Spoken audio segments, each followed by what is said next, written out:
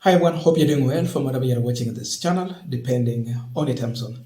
Now, there is something that Oscar Sudi talked about, and his utterances should be taken seriously by Kenyans and those who are in the opposition side, including even the government itself. President Ruto's government should take it seriously because it has a serious impact on this country's and our security at large, especially as we will be heading to the 2027 general election. Now, Sudi is among the people that majority of Kenyans believe that Ruto trust. He is part of the kitchen cabinet. You know, we have the cabinet which is constituted according to the Constitution of Kenya, and there is that kitchen cabinet, ile kamkunji ya president anatengeneza yake na watu wake kwenye anajadiliana mambo fulani, haswa wakitaka kufanya yale mambo ambayo labda yako kinyume na vile hali inafai kuwe. Sudi is believed to be among those people, some of the advisors to the president, some of the people that when you want something from Ruto, at some point you will need to go through them. This is what he said. Ruto atapita asubuhi na hiyo kura itajazwa. Hiyo statement iko sawa. Ruto atapita asubuhi na hiyo kura itajazwa. But here is the second statement from Oscar Sudi. Listen to this. I quote him. Hata isipojaa tutajaza.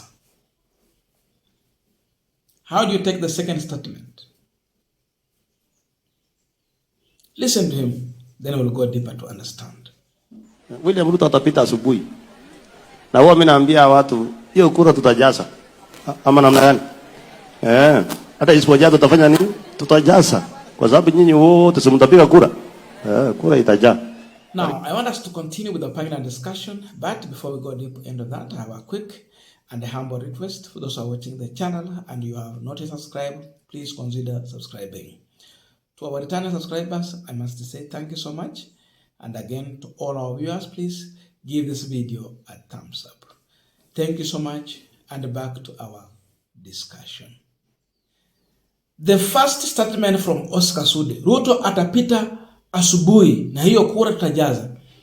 It is positive. He's assuring that they are going to make sure that he get enough votes to make it enough that he can be announced the winner. But now in the second statement, it dismisses the first statement and brings in the worry and the question that we are asking here, which everyone is also asking. Hata isipo jaza tutajaza. This one should worry you. Why? Here in this country, there is the voting and there is the counting. During voting, there is no counting. Why? Because our system here in the IBC is not fully automated, such that when you cast your ballot, it reflects immediately and counted. Hatujafika huko. Otherwise, if it was fully automated, we will not need these papers that we are having. You just go on a device, then you cast your vote. And I don't know why we are yet to reach that point, because I have seen how UDA, they are doing their grassroots election. They just have a gadget. You go there, you give your ID number, they will search, they will find in the system. Then from there, your names will appear and the candidates who are on the ballot will appear. You will vote online and then your results will appear online. It is automated. Hiyo tu ni ya chama. We should ask ourselves a question. Why is it that up to now, Our voting system is not fully automated. Bado tunaenda na karatasi, tunapiga, anaenda anatik. If our system was automated, Oscar Sudi's statement would just be right. Because if voting is going on in the morning, then you are about afternoon, you would see the votes streaming in, and you will know that so and so is ahead na sisi tuko nyuma. So you can mobilize huko chini ya maji, watu waenda wapige kura kwa mtu wako. But our system haiko huko. So hii story ya kujaza bado najiuliza. I'm still hata isipojaa tutajaza ingali pale. How? That is the question. How, Oscar Sudi, will you fill these votes that it's enough for President Ruto to be a winner?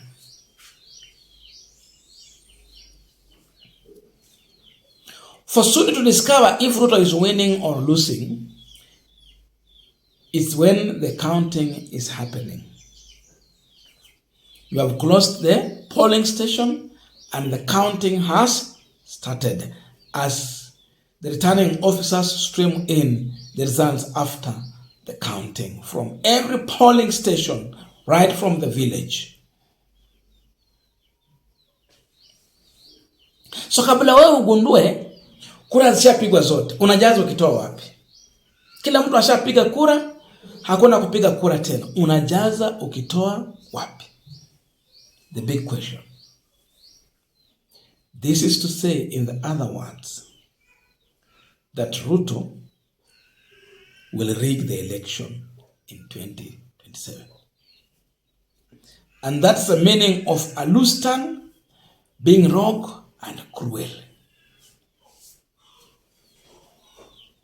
How do you achieve that?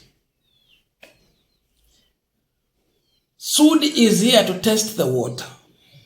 You might think that Sudi is making a grave mistake without the concept of the owner of this message. Sudi might not be the originator of the message, but he might just be a messenger delivering someone's message. And there are those who are saying, and this is what Sudi might be communicating, Moi aliiba kura, Kibaki aliiba kura 2007, Uhuru Kenyatta in 2017, his re-election was questioned. Maraga nullified that election. Na sasa mnataka Ruto asiibe? Yes. Moi aliiba kura, Kibaki akaiba, Uhuru akaiba. Je, Ruto asiibe? That is also what Sudi is communicating here. Na ni ukweli hawa jamaa wote waliiba kura. Ndio Maraga afika kwa kiwango ya kunalify election, alikuwa na enough information. Kura hazikuwa za haki na kweli, ziliibiwa. In 2017, Raila would have died when he has served as the president, and it would have gone to our history. But something happened to overturn the will of the people, including 2007. The only free and fair election the majority of Kenyans believe that we had in this country, it was in 2002. When Moi was not contesting, Kibaki was on the ballot with the backing of Raila and the majority of Kenyans who were against Uhuru Kenyatta and Musalia Mudavadi. Wale wanakumbuka. Mimi nilikuwa ningali primary school. Hiyo ndio tunajua ilikuwa ya haki na kweli. Hizi zingine porojo imekuwa mingi. So Sudi is testing the water to see the reaction of Kenyans. What will they say? How will they react to this? What is their plan? Then from there, they retreat and find on how to counter any plan against what they are planning to do.